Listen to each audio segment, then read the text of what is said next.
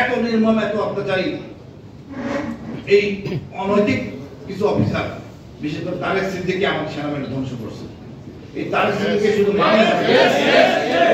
আমাদের থার্ড ঝুলে রাখতে হবে। আমি আবারও বলি, একে মানলে হবে না, মারার পর থার্ড ঝুলে রাখতে হবে।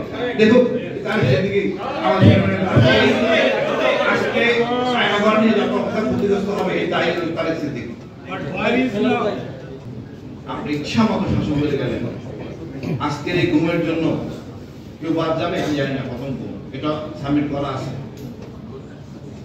আমি কিভাবে ছিলাম দ্বিতীয় গুম থেকে আসার পরে, দ্বিতীয়বার যখন গুম হলাম, যেইভাবে বর্ণনা করেছে আপনাদের সামনে, কিন্তু আপনার মিডিয়া ভাইরা আমি জানি না আমাকে পুরা আরাফাত আর ওই নিজম মজুমদার এটাকে নাটক বানাইতেছে আমাকে নিয়ে।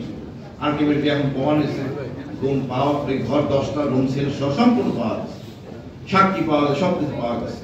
এটা আমাদের কলঙ্ক না, সেনাবাহিনীর কিন্তু দাবি করা হবে না। সেনাবাহিনীর অল্প কিছু অংশ ডিজেলের কর্তব্য অফিসাররা এগুলি দায়িত্ব এই অপকর্মগুলি করে।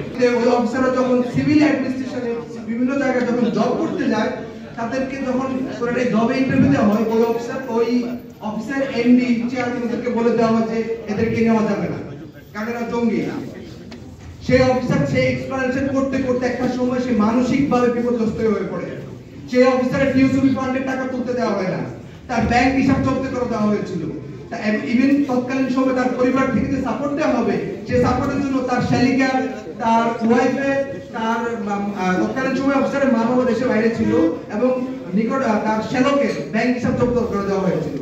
সেই অফিসার পরবর্তী সময়ে যখন তার বাচ্চার স্কুলে বেতন দিতে পারতো না, তার বাচ্চাকে হিউমিলেট করা হয়েছে স্কুলে। এখানে স্যার প্রেজেন্ট আছে, আমি জানি, আমি প্রত্যেকটা ঘটনা এবং সুস্পষ্ট প্রমাণের সহিত বলতেছি।